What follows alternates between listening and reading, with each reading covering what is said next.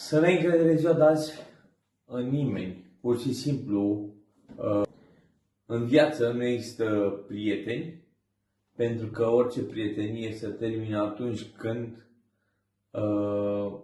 își termină interesul. Fiecare prieten din jurul vostru sau al meu a avut întotdeauna un scop, un avantaj. Când acel avantaj nu mai este, se termină prietenia.